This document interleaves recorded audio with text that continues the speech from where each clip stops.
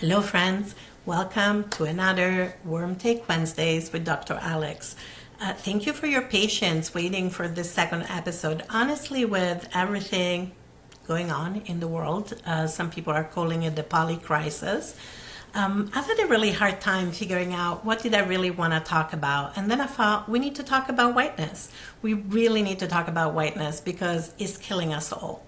And if that sounds like a strong statement and you're having a reaction to me saying that, take a moment to breathe. Here's our breath, find it. And I hope you'll stick with me so that I can explain to you what I mean by that strong statement that whiteness is killing us all. First of all, I'm not talking about individual white people. I know that sometimes white folks react to being called white people or talking about whiteness as if it's a personal insult. We're talking about systems here today. We're talking about the systems of whiteness and the system of white supremacy culture. That's really what we're going to be talking about today, right? So, and we know that that is not just about skin color. Sure, white people are light skinned, and the more I live in northern countries, the lighter my skin gets. Like, we are definitely melanin deficient. But what I'm talking about is the construction of whiteness, both on a global level, but specifically in the context of North American culture in the so-called United States where I live, but I think this is relevant to Canada. I also think it's relevant to other Anglo countries like the UK or Australia or New Zealand. So as ever, take what you will from this video and leave the rest if it doesn't serve you. And of course, I'm very aware that whiteness is dependent on geosocial location, the way we construct borders, the way we construct whiteness. It's really not based on a specific ethnicity. It's a construction that is deeply rooted in anti-blackness, right? Who gets to be white is something that is literally being discussed in courts of law, both in the so-called United States and in Australia, for example, as well. So we're not going to go into all of that. There's so much more to say about that, but I really want to focus on whiteness and white supremacy culture. And what do I mean when I say that it's killing us all? In that we really need to challenge it, dismantle it, and learn it, especially if we're white, especially if we have any proximity to whiteness, whether we're white, we're conditionally white, or we have some proximity to whiteness in different ways. So especially where I currently live, in the so-called United States, on Turtle Island, white supremacy culture goes really deep. And even though white folks are the ones who benefit the most from it and uphold it, white supremacy culture can be upheld by folks of any racialized identities, really, because it runs so deep. It's almost baked into the culture here in the United States, if that makes sense.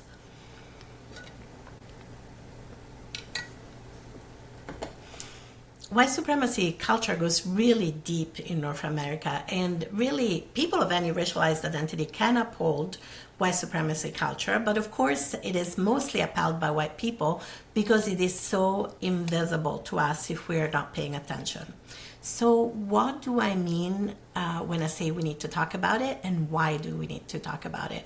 I've already said that quite simply, it's killing us all. And I mean it. Whether it's the ongoing genocides nearly everywhere, the racialized climate crisis, capitalism, it is really killing us. And so if we don't seriously look at challenging and dismantling white supremacy, we're all going to lose. And the folks who are looking at white supremacy culture the least and who are questioning whiteness the least are white folks. And sometimes this might be even a little controversial, but I'm going to say even folks who proclaim themselves, white folks I should say, who proclaim themselves to be anti-racist can still uphold white supremacy culture in their relationships, in their interactions. And I've seen it happen over and over again, quite frankly. And it's not just killing us on a physical level, but I truly believe that whiteness and white supremacy culture is killing us spiritually emotionally, psychologically, as well as physically. And I'll give you some examples of what I mean by this. And so when I'm saying that we need to talk about whiteness because it's killing us all, I mean, we got skin in the game. This is not like about the liberation of black and brown folks or land back for indigenous folks. Don't get me wrong, I want all of that. I want black liberation, I want land back, and we all have skin in the game. And if you're a white person who is not sure about what I mean, hopefully the examples I'm about to give are going to kind of give you some idea of that. If you never heard about the work of Tema Okun on the characteristics of white supremacy culture, please check it out. The link is in the episode description, and please go look at it because there is such a wealth of information on that website. And for this episode, I've picked just 5 characteristics of white supremacy culture, and I'm going to give you some example that hopefully will help you understand why it's killing us all spiritually, emotionally, psychologically, as well as physically, given all the ongoing genocides, including genocides on this land I'm on, the so-called United States, because the ongoing settler colonial project has never ended here in the United States either. So what do I mean when I talk about white supremacy culture characteristics? There are several, and like I said, I've only picked 5 for this video because I'm trying to keep my videos a little bit shorter rather than to keep going and talking for a very long time. So let me know what you think about that, if you like my videos to be a little shorter or a little longer. So the first characteristic I've picked is progress is more, quantity over quality. And the reason I've picked that is because it's literally killing us physically, all of us. Because progress is more, and this idea of quantity over quality is really about the extraction of resources. And what I mean by that is like things like fast fashion, for example, and the fact that there are children being exploited to make clothes that are very cheap. And often kind of progress is more in quantity over quality, and the extraction of resources very much linked also to racialized capitalism, right? Who gets to benefit from fast fashion and who pays the cost of fast fashion, for example. But it's not just about fast fashion or the ongoing genocides to keep extracting more and more resources to make our iPhones, our iPads, our computers, and all the comforts that we've gotten used to. And we'll talk about the right to comfort in a little while too. It's also internalized. When we treat our body minds as kind of literally minds that can be relentlessly extracted from, right? Relentless productivity, no matter how we feel. Oh, you're not feeling well? Take this pill so you can go back to work as fast as possible. When we treat our body minds as commodities, we have internalized this idea of progress is more, right? Constant productivity, quantity over quality. If I work hard enough, if I work more and more hours, my needs will be better met, right? But the reality is that it's very hard to meet our needs under racialized capitalism, and it is not an accident that who earns the least and who works the most. And in my experiences, those two things don't often go together. I'm sorry. But those CEOs who are getting billions and billions and billions, I doubt that they're working as hard as some of the folks who I know are kind of working on the ground every day, putting in at least 40 hours a week, if not 60, 70, 80 hours, having 2 or 3 jobs just to feed their families, right? And so this idea of progress is more or quantity over quality is really pervasive. So take a moment even to notice, do I think that more is better, right? And why do I think that more is better? And do I think that progress can be constant and linear, right? We can have more and more and more collectively as well as individually, right? How do we know when enough is enough, right? There is no knowing when enough is enough under the progress is more and this quantity over quality kind of narrative. So that's just one characteristic. The next characteristic that I want to talk about is individualism. And now, as my good friend, beloved elder Donald Engstrom Rees would call it, rugged individualism. Rugged individualism is pervasive in every Anglo culture I've been in, whether it's North America, including the so-called United States or Canada, or Australia, or the United Kingdom, to name just a few places that I have visited or lived in. And rugged individualism is killing us in a number of ways. We often hear that there is a crisis of loneliness, for example, and I'm pretty sure this idea of rugged individualism has something to do with it. Because when we are so individualized to the extreme degree, relating becomes difficult. And why does it become difficult? Because we're placing self over everyone else. And so it becomes a hierarchy, right? I come first and I'm on top of like the hierarchy of collective needs, right? It's me first and then everybody else. And that is not conducive to healthy mutuality and relationality, right? And even if we hold oppressed and minoritized identities where we might not feel that it's us over everybody else, right? We might be thinking, hang on a minute, I'm a trans person, I'm oppressed, or I'm a woman, I'm always putting other people's needs above my own. What the hell are you talking about, Alex, right? What I'm talking about is that at the end of the day, even those issues are often viewed through an individualized lens rather than a systemic lens. So rather than thinking about why is it the gender plays a role in whose needs are met first in a family and how the needs are met in a family, we're still thinking about it through the individualized lens, right? Well, maybe I need to take care of myself more. Maybe I need to work out more. Maybe if I get up at 5 a.m., I can meet my needs before I take care of my family, instead of going, could this have something to do with patriarchy and the division of labor in our household? Probably.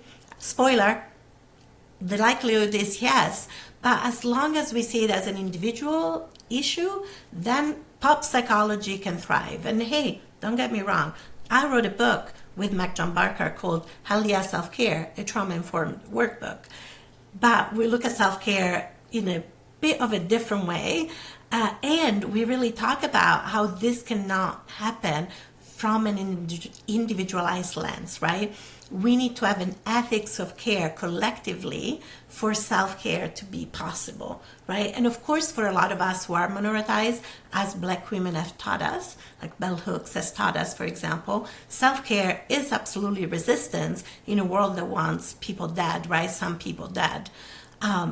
But it is still a collective issue. It is still a systemic issue. And as long as we're looking at it through the lens of rugged individualism alone, we're always going to lose, right? And as part of individualism, I'm also seeing kind of a loss of connection, right? There is no connection to culture often under white supremacy, right?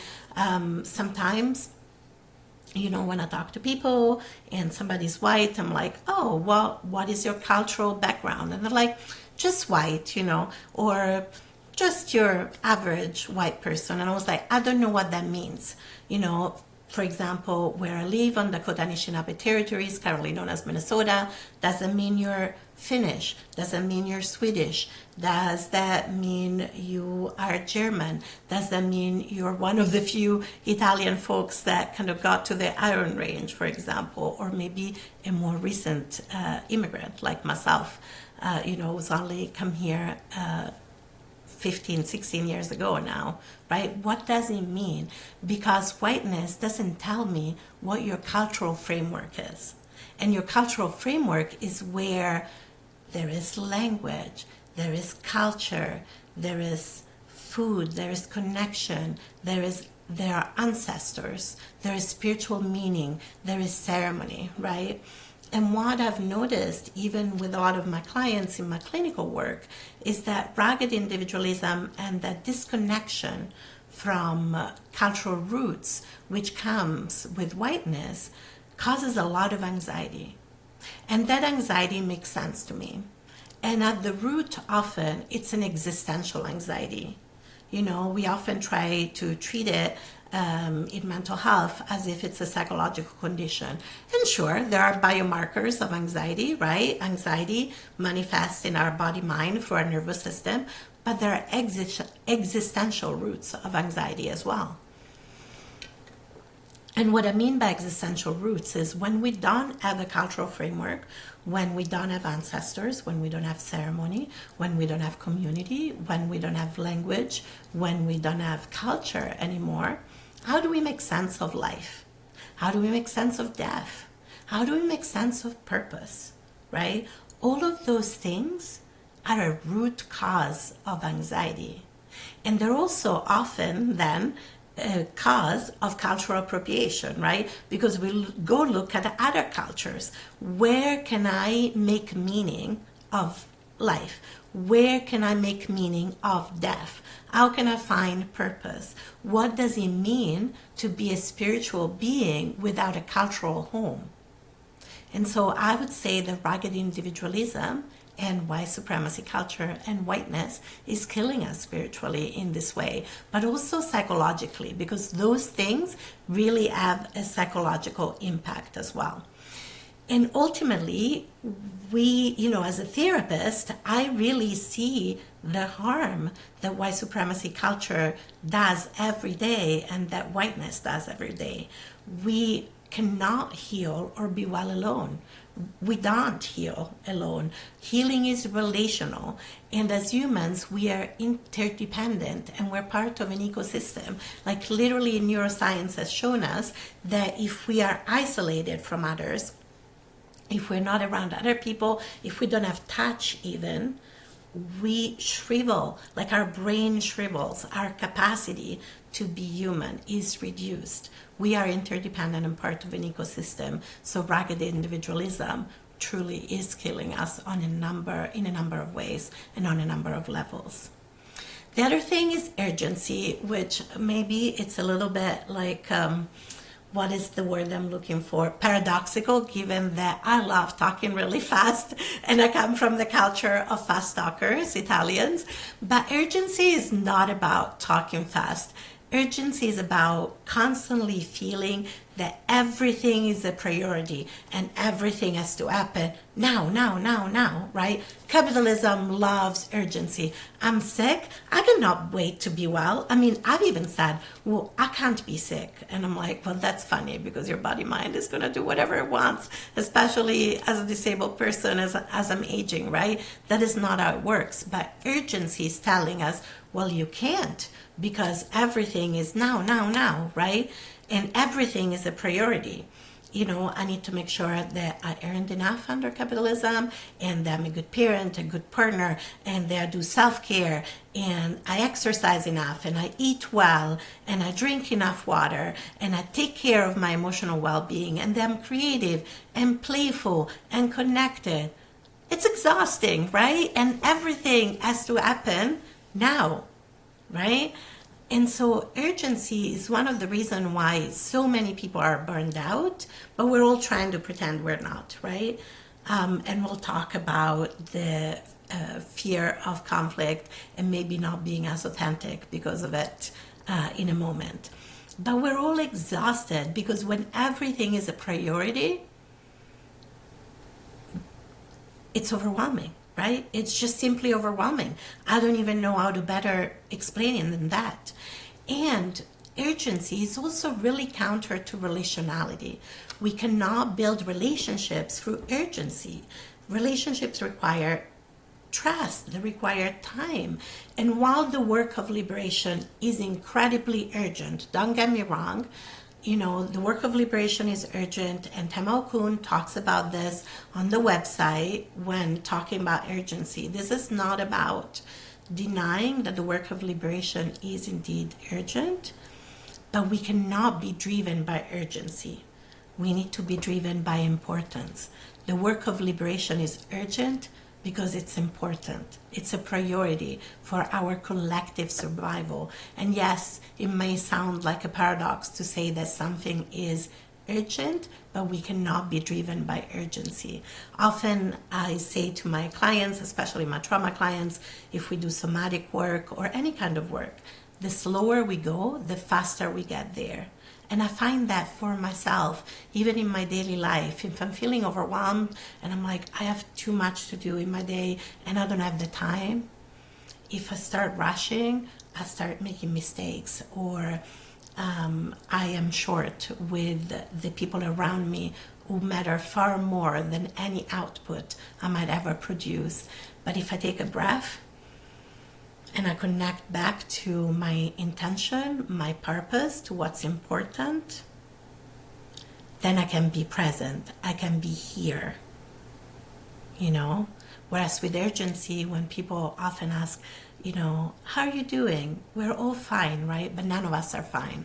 I remember one of my core memories when I first moved to the United Kingdom when I was 22 was being on campus and English people asking me, how are you? And then they kept walking. And I didn't understand because they just asked me how I was, and I was about to tell them, right, authentically. And somebody had to explain to me when I said, I don't understand why people I know are walking past on campus and saying, hey, how are you? And then they keep walking. I don't get it. And they said, oh, that's just what you say. And then you just say fine and you keep walking. And I was like, but that's not authentic. That's not relational. So the slower we go, the faster we get there, but also the slower we go, the more we can connect to ourselves and to each other, and the relationality is going to help us with the work of liberation, believe me. I mentioned that we were going to talk about the right to comfort and fear of conflict, and here we are. We're about to talk about the right to comfort and fear of conflict. There is so much to say about this, and I'm going to try not to say too much because I promised I'm going to try to keep this videos a little shorter. So one of the things I want to say is that we justify a lot of inequalities and a lot of inequity in the name of comfort. And this could be its own entire episode, and maybe at some point I will make it its own entire episode. But the right to comfort is what makes us, for example, consume fast fashion. The right to comfort is what, makes us not think about how all the things that we use in our everyday life are produced, right?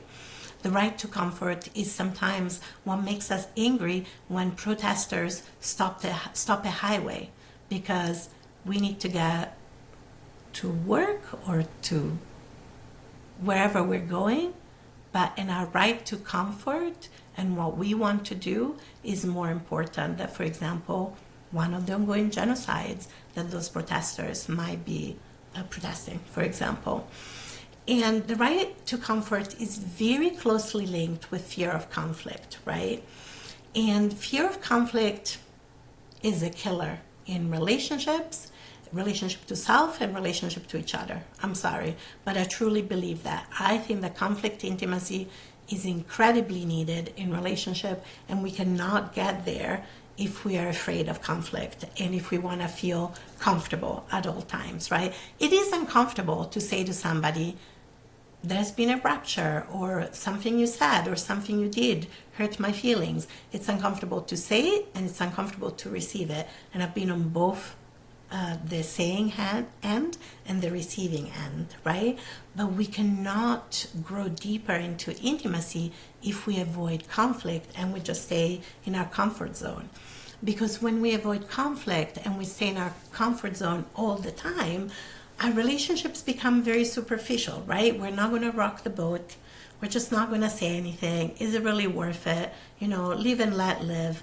And we get to the point where our relationships can feel not just superficial, but even hollow maybe at times. Maybe our life can even feel hollow, because when we just stay in that comfort zone and we don't take a risk to say authentically how we're feeling or what we mean, then what are we doing?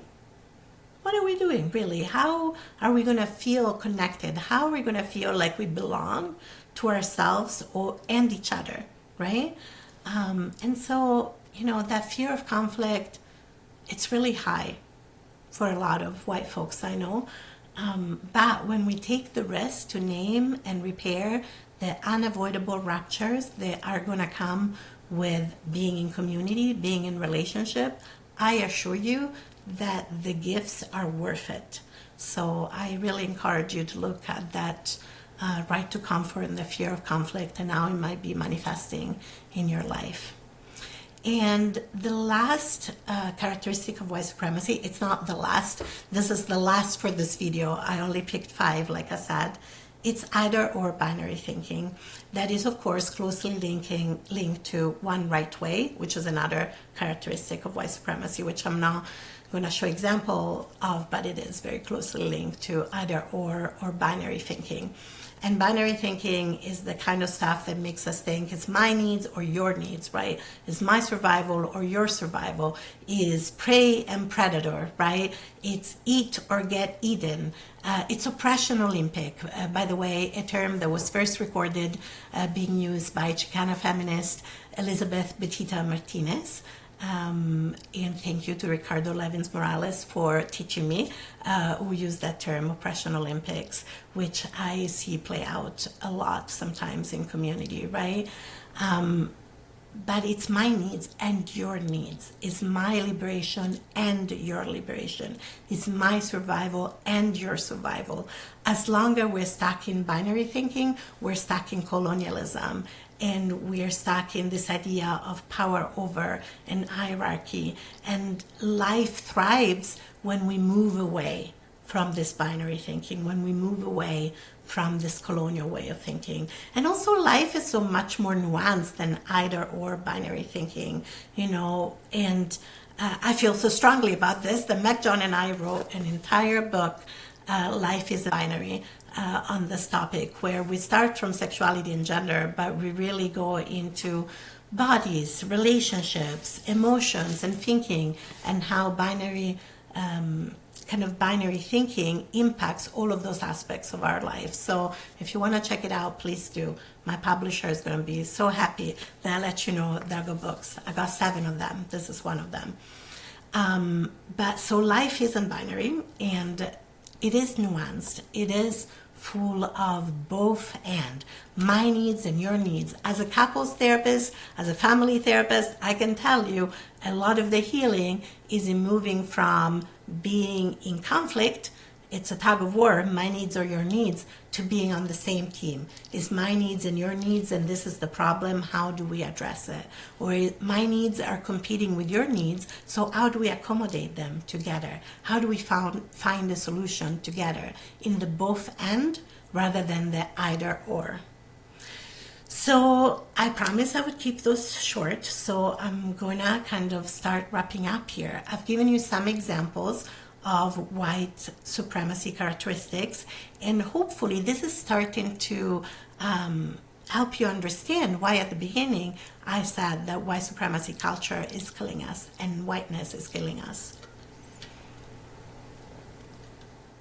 So if you have not been doing this before, or if you're still in the process of doing this, and I mean, it's a lifelong process because we are bombarded and immersed in white supremacy culture if we live in North America, for example, or in other Anglo-dominated countries, please learn and reflect on whiteness, especially if you're actively benefiting from it, like I am, and if you're white or in proximity to it, like I am. I use the term conditionally white, and that's maybe another video because whiteness is so fragile, right? And also whiteness is so conditional on many things, including my accent. I know that when I open my mouth here and in any other Anglo countries, people are like, no, where are you from? But where are you really from, right? And so many other micro and microaggressions. But like I said, that's for another video. But please learn and reflect on whiteness, especially if you think of yourself as somebody who is committed to social justice or liberation. But even if you don't, start thinking about, even if you're just thinking about your survival, think about how whiteness is killing all of us, ultimately even you, even if you don't believe in social justice. I promise you, if you start looking into it, you might start realizing how it impacts your life. And here are some of the ways in which you can do that. Start to notice whiteness. Start to notice it. Notice it, name it, and eventually challenge it. It's going to be uncomfortable, but we need to resist and undo it. Because if we don't resist and undo it, it's going to be bad for all of us. And Black, Brown, and Indigenous folks have been saying this for a really long time. So I want to be clear that I'm not saying anything new or unique or original. This is just what's been on my heart. When I think about talking about anything else, at the moment, I can't. All I want to talk about is whiteness and colonialism and racialized capitalism and how it's killing us all, and how this is so vital for me as somebody who's disabled, as somebody who's trans, as somebody who's an immigrant, as somebody who's queer, all of the things. Anyway, so notice it, name it, challenge it, get ready to get uncomfortable, and learn, resist, undo. You're not sure how to do that? Start connecting with your own ancestral roots. Learn more about who you are, who you come from, not just where you come from, but who do you come from? Who are your people? What language do they speak? What is the culture? What is the food? But that is not enough, especially if you're brought up in an Anglo country. There's a lot of unlearning and unraveling that has to go beyond place and ancestors alone, because that whiteness is kind of assimilated into our sinews, right? If we're brought up in kind of Anglo countries. Well, resources. To wrap it up, I want to share some resources for you if you want to work on your whiteness, naming it, challenging it. There are tons of resources. Please start with the White Supremacy Culture Characteristics website that's in the link, but there are also some fantastic books. One of my favorite is Me and White Supremacy by Layla Saad. She's also wonderful to follow on social media, but Me and White Supremacy is available as a book, as an audiobook. There's also a young readers version and a journal version. So Me and White Supremacy by Layla Saad. I'll pop that link in the episode description as well. Another, if you like handbooks better, the Racial Healing Handbook by Anneliese is another great resource. I'll put the link in the episode description as well. But most importantly, take time to be in deeper relationship with yourself and other people in your own communities. And now I'm not just talking about being in deeper relationship with Black, Brown, and Indigenous folks in a tokenizing way if you're white. I'm talking about really investing in relationality and in building relational skills. And if you don't know what I mean by that, I am trying to plan to put some more resources together. Oh, but also I already have a resource. I have a book that came out this year called How to Understand Your Relationships. And I hadn't even thought about it when prepping this episode, so much so that I don't have it near me to show you, but pretend that I'm showing you How to Understand Your Relationships. It's a great book. I co-authored with Mac John Barker. There are some ideas in there too, how to be in deeper relationship with yourself and others in your own communities. And remember, learn to notice whiteness, name it, challenge it, get uncomfortable. And if you're in the US, there's also Showing Up for Racial Justice, almost forgot. But make sure that Surge, Showing Up for Racial Justice, has lots of local chapters. Make sure your local chapters has some form of accountability to Black, Brown, and or Indigenous communities and folks, and not just white people, because sometimes I've also seen it, I'm sorry if this is a little offensive, but I've also seen folks involved in Surge being a lot of white people reinforcing whiteness with each other. And we don't want that, right? Whiteness is killing us. We don't want to reinforce it. We want to challenge it, which is really what Surge is all about. So I know the intention are good. I just want to make sure that you don't get into an echo chamber of whiteness, because that's not going to help you name it and challenge it. And if you found this video to be helpful, useful, please feel free to share it. Please let me know what you think of the shorter format rather than the longer format that I tend to traditionally do more of. And until next time, I hope you can slow down, take some deep breaths, and get comfortable getting uncomfortable with yourselves and each other. Bye.